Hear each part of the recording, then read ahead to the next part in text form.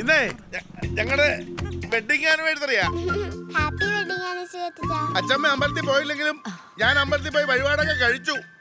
ഇന്നാ പ്രസാദം കൊണ്ടുപോയി കൊടുത്തു നോക്കേ, മേടിക്കുമെന്നറിയില്ല.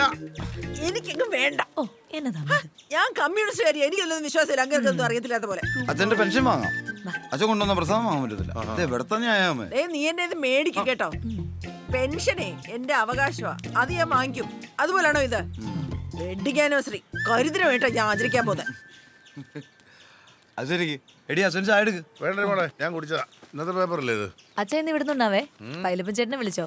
സച്ചിയോടും ഗായത്രിയോടും ഞാൻ വരാൻ പറയാം. നിന്റെ അമ്മായിമ്മ വെച്ച് വിളമ്പി തരുമെങ്കിൽ ഞാൻ ഉണ്ണാം. വേണമെങ്കിൽ ഞാൻ അങ്ങോട്ട് കൊടുത്തു വിടാം വെച്ചുണ്ടാക്കി. അതിന് ഇവിടെ ആരുടെയും മോചാരം വേണ്ട. നീ സിതാരെ മോളെ അങ്ങോട്ട് പോരെ, നമുക്ക് അവിടെ നിന്നുണ്ടാ. നിന്റെ അമ്മ വരുമെങ്കിൽ അവളെ കൂട്ടിക്കോ. സഖാവേ പോയാലോ? ഞാനൊക്കെ വരികയില്ല. എടാ എന്നാ നിങ്ങൾ അവിടെ പോയി ഞാൻ കുറച്ച് പായസം തന്നു വിടാം. അത് ചിലപ്പോ കുടിക്കുമായിരിക്കും. അച്ഛമ്മ അതേ കറുത്ത തുണി എന്നാത്തിനാ? കരിങ്ങോടി കെട്ടാൻ അച്ഛമ്മ പറഞ്ഞില്ലേ?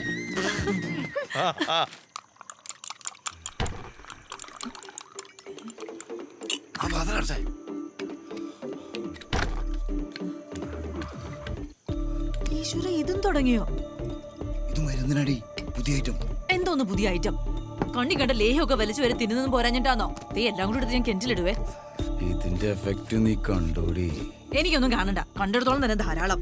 ഓ ഇലിക്കല്ലേ വിവേകേട്ടൻ വീട്ടിൽ വന്നാ രാത്രി ഒന്ന് ഓർക്കുമ്പോ തന്നെ എനിക്ക് പേടിയാ. ഞാൻ എന്നാ ഡ്രാഗുളയാ? അല്ലേ?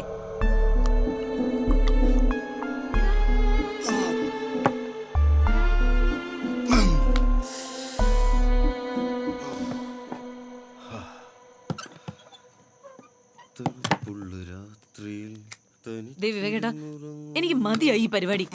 5-6 കൊല്ലായി. എനിക്കിത് സഹിക്കാൻ വയ്യ. ദേഹം മുഴുവൻ നീറ്റലാ. ഇത് ഒരു തരം മാനസിക രോഗ. ഇതിന് ചികിത്സിക്കാ വേണ്ടത്. അത് പറഞ്ഞ് കേൾക്കത്തില്ലല്ലോ. നീ എന്നെ മാനസിക രോഗിയാക്കി അല്ലേ? ഞാൻ മാനസിക രോഗി ഉള്ളവാ. ഇത് പിന്നെ വേറെ എന്നാ? നീ അമ്മ വിളിച്ച് ചോദിക്കുമ്പോ മച്ച പൊളിച്ച് താഴെ വിടുതാന്ന് ഞാൻ പറയട്ടെ, മതിയോ?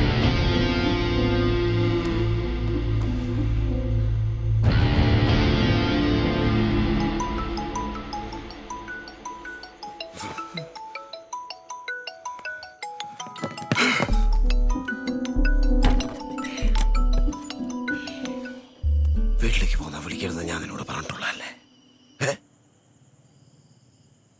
മമ്മ മരിച്ചു.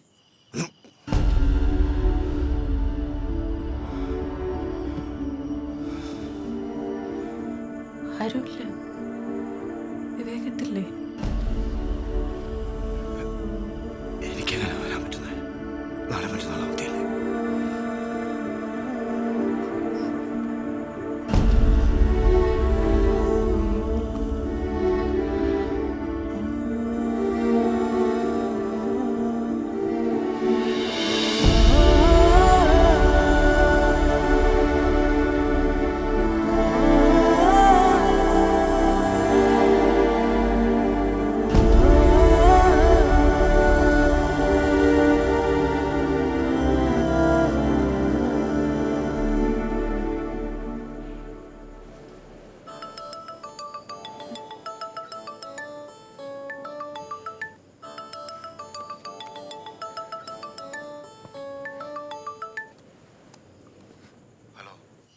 ഇനി വിഷമിച്ചിട്ട് കാര്യമില്ലല്ലോ. നാളെ ഞാൻ എത്തും. ചെലവിനുള്ള പൈസ ഞാൻ ഗൂഗിൾ പേ ചെയ്തായിരുന്നു. കിട്ടിയല്ലോ അല്ലേ? Hello hello.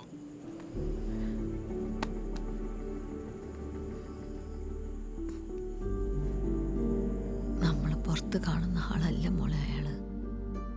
എനിക്കത് ആദ്യം സംശയം ഉണ്ടായിരുന്നു.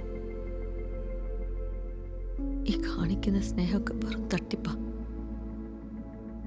നിന്നെ മടുത്ത അയാൾ ഇട്ടേച്ചു പോകും. അതാ എന്റെ പേടി.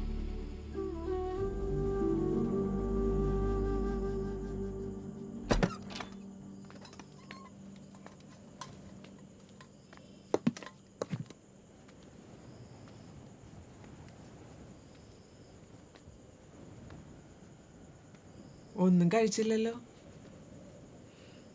അയാളെന്താണ് മോളെ വരാഞ്ഞത്? പോട്ടെ, എന്നാലും അയാൾക്ക് വരായിരുന്നു. നിങ്ങളുടെ ഈ ലിവിങ് ടുഗദർ ഒന്നും ഞങ്ങളെ പോലെ പഴയ ആൾക്കാർക്ക് മനസ്സിലാവൂല. അത് ഞങ്ങൾ പലവണ കൊച്ചിന്റെ മമ്മയോട് പറഞ്ഞിട്ടുള്ളതാ. ഞാൻ ഇവിടെ കിടക്കണം മോളെ. വേണ്ടല്ലോ ചേച്ചി.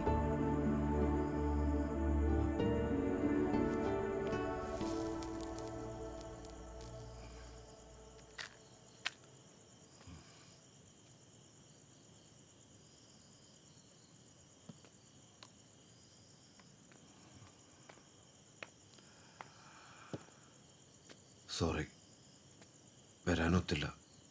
അതെന്റെ തെറ്റ്. ആ വിട്ടുകള, നീ ക്ഷമിക്കും.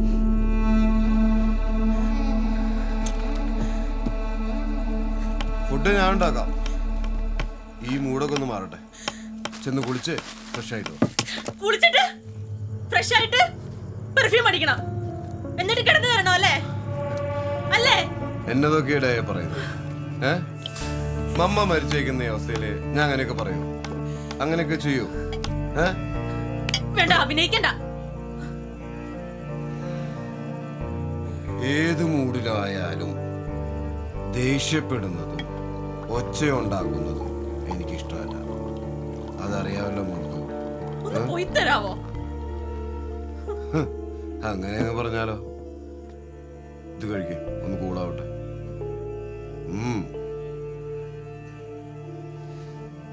മമ്മയോട് എനിക്ക് സ്നേഹം ഉണ്ടായിരുന്നു, ആത്മാർത്ഥമായിട്ട് തന്നെ. ഒരു പാവം സൂക്കേടുകാരി തള്ള. അതില് വേറെ ഒരു കമ്മിറ്റ്മെന്റ്സും ഉണ്ടായിരുന്നില്ല. പക്ഷെ മോളോട് അങ്ങനെയാണോ? നിന്റെ ചെലവുകൾ, മമ്മയുടെ സർജറിക്കും ചികിത്സയ്ക്കും ഉള്ള പണം, പിന്നെ ബാങ്കുകാരും കടക്കാരും മോളെ ശല്യം ചെയ്തപ്പോ തന്ന പ്രൊട്ടക്ഷൻ, എല്ലാത്തിനും കണക്കുള്ളതല്ലേ? അപ്പോ സ്നേഹവും സെക്സും ഒക്കെ പലിശ ചേർത്ത്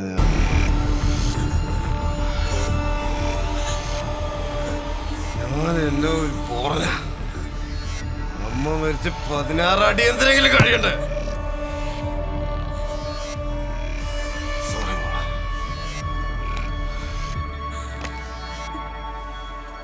ഭക്ഷണം കഴിച്ച് സമാധാനമായിട്ട് പോയി കിടക്കും.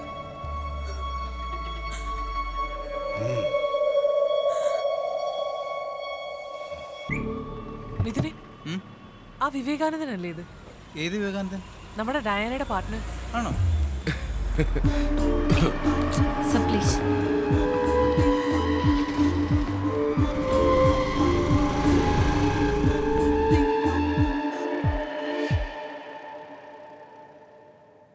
ഇത് അയാളുടെ പുതിയ ഇരയാവാനാ സാധ്യത. കുറച്ച് ഡീറ്റെയിൽസ് കിട്ടിയിട്ടുണ്ട്. ബ്യൂട്ടീഷ്യനാ. ഇയാൾ ആ പാർലറിന്റെ പരിസരത്ത് കറങ്ങി നടക്കുന്നുണ്ടെന്ന് മുമ്പിലുള്ള ഷോപ്പുകാരൻ പറഞ്ഞു. ഇവൻ ശരിക്കൊരു പെർവേർട്ടഡ് വുമണൈസർ തന്നെയാ. എന്തേലും ആവട്ടെ, എനിക്കകം മടുത്തിരിക്കുക. അതാ ഞാൻ പറഞ്ഞത്, നീ വെറൊരു ഫൂളാ. അയാൾ വരും, തിന്നും, ലേഹ്യം കഴിക്കും, പെർഫ്യൂം അടിക്കും, കൊഞ്ചിക്കൊഴയും, നിന്നെ പിച്ച് പറിക്കും. നീ അതൊക്കെ സഹിക്കും. പിന്നെ ഞാൻ എന്ത് ചെയ്യും? ഇറക്കി വിടണം. അങ്ങനെ വെറുതെ വിടാൻ പറ്റില്ല, കേസ് കൊടുക്കണം. അയാളുടെ സർക്കാർ ജോലിയും തെറിക്കും, അകത്തു ആവും.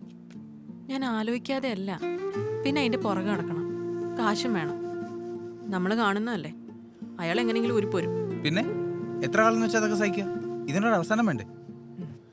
നാട്ടിലുള്ള ഭാര്യ പാവം ഇയാളുടെ കളികളൊന്നും അറിയാതെ വെച്ചും വിളമ്പി കൂടെ കിടന്നുകൊടുത്തോണ്ടിരിക്കല്ലേ. അതിന് അവരിതൊക്കെ അറിയിച്ച് റിവഞ്ച് എടുക്കാനോ? അതൊരു തരം ചീപ്പ് ഇടപാടാ. അതിന് ഞാനില്ല. അയ്യോ അതല്ല, ബെഡില് നിന്റെ അതേ അവസ്ഥയിൽ തന്നെ ആയിരിക്കില്ലേ അവരും.